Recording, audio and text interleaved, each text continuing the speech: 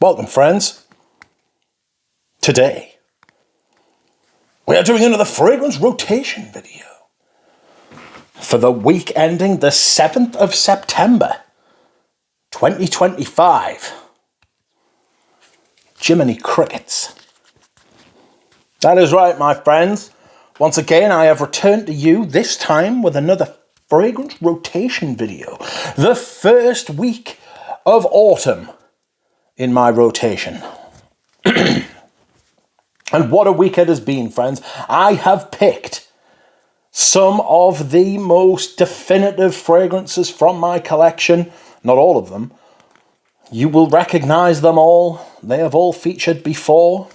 Almost all of them will feature again. You will know the one that won't feature again when you see it. Excuse me whilst I hydrate. There is a storm brewing outside because it is, of course, autumn. It's raining quite heavily. So let us start. The smell of autumn, for me, one of the most used fragrances on my channel. This is the second bottle of this. I have almost finished, could very well be finished this autumn, friends. This is Tobacco Oud by Tom Ford. What can I say about this fragrance I haven't said already? Nothing, so I'll just move on. Okay, I'm not going to keep doing that, don't worry. On Tuesday, I wore this fragrance for the last time because I've sold it. I've sold it to my friend. This is Veneavan Corps d'Oud. This is one of the limited edition Veneavan flankers. There are now two. There's going to be one coming out with Russian leather in it soon, which is just... I mean, I discussed this in my review the other day, so you can go and watch that if you want. But this is Veneavan with a very clean, very steady oud note in it.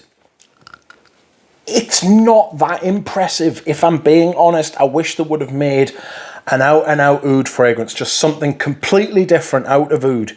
You know, they don't have to keep attaching Veneavan to it. I understand why they're doing it, because Veneavan covers... It's like a lot of businesses. They have one product that keeps the rest of the business going, right? I get it. That's fine, okay?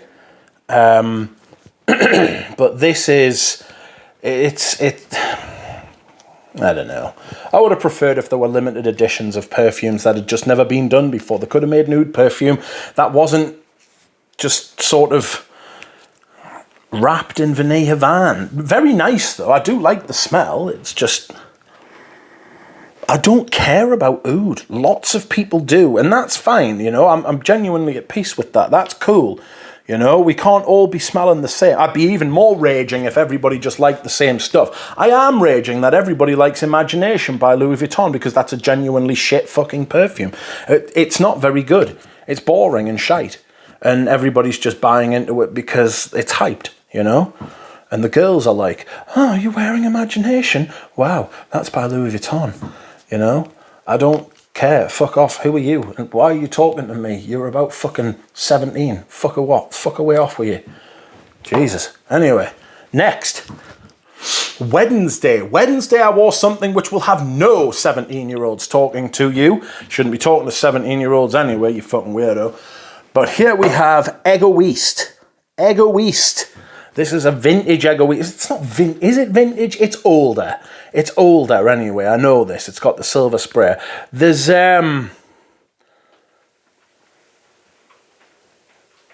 It's lovely. It's lovely, this. It's rosewood, and then it's got this rosy cinnamon heart.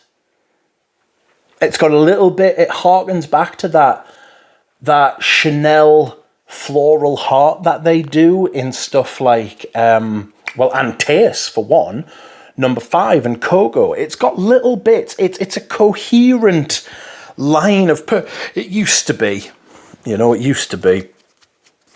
And like, I think they've kind of fallen foul of the whole, you've got to release something every year thing now. The Number 5 flankers and shit. Sheesh. They need to release a brand new men's fragrance that isn't a Bleu de Chanel. You know, it's done. Its cheeks are clapped. It's finished. You know, move on. Clap some new cheeks. This was apparently made by fucking Jacques Polge and Francois Demachy. What's he doing back there? Stop that. It's got a lovely mandarin note at the top. It's fantastic. There is sandalwood. There's like something ambery in it. It's a beautiful perfume. It's a beautiful perfume. It smells very grown up. It smells a little bit sweet, just on the right side of sweet. And it's balanced fucking sensationally. Absolutely sensationally. One of Jacques Polge's very best perfumes, my friend. Very best perfumes. Okay, next up. Next up is one of my favourite perfumes, the perfume that showed me what perfumes could really be. It took me into niche territory, friends. It took me into niche territory. This stuff is fucking outrageous. And it is Ambre Sultan by Serge Lutens. Ambre Sultan by Serge Lutens. Just fucking 1993. The early 90s was such a good time for perfume. You know, the 80s into the 90s. Oh God. This is so good. Made by Christopher Sheldrake. One of the earliest Serge Lutens perfumes, you know. It's in and around there with Rose de Nuit as well, isn't it? That's quite an old Serge Lutens. Beautiful stuff. It's sweet. It's herbaceous. It's got some herb in it, a little bit of greenness. Stops it from getting silly sweet. You know, we don't want that. But mainly, to me, this is the reference amber. This is the amber from which all other ambers are kind of graded against, you know. It is the amber. There had been ambers before, there have been ambers since, but this is the best one. It's got an absolutely beautiful vanilla note. The benzoin isn't silly. Sometimes you can get silly benzoin notes, which are just like, they're too much, too milky, too resinous, too thick, too creamy, sweet, whatever. Perfectly back. The labdanum in it doesn't get rubbery or kind of like grippy or stodgy, which I hate about labdanum often. And then there's like a patchouli to like balance it all out. It's just perfect. Again, there are herbs and spices at the top. That was kind of what he did differently to make it like individual, you know. They went away off on a tangent with some of their other perfumes, which are really hard to wear and hard to like and stuff like that. But when they nail it, they fucking absolutely nail it. This is one of the best perfumes. This is one of the best perfumes of the 1900s, you know. Anyway, next up we have a perfume which not many other people have or wear or talk about. And this is Phaedon's Tobac Rouge. Now, there was this craze after Tom Ford's Private Blend collection came out, right? Excuse me whilst I hydrate. There was this craze where everybody had to have their own version of Tuscan leather. Everybody had to have their own version of oud wood. Everybody had to have their own version of tobacco vanille. And this seems to be Phaedon's. Now, I got the sample set from Phaedon and it was underwhelming. This was before I had a channel. And I've subsequently lost the samples. Like, I've still got the box, but the samples are just doing their own fucking thing now. Mental. But this is theirs. This is cinnamon. It's benzoin. There's a little bit of incense in there. Lots of honey. It's a honeyed tobacco. But the tobacco note is very sour. The tobacco note itself is very sour. It's not a sour perfume. But the tobacco note is very sour. And that's what I like about it. It's got a little bit of sourness about it. And it's balanced perfectly, though. The perfumer was called Anne-Cécile d'Auvergne. D'Auvergne? Forgive us, Anne-Cécile. Don't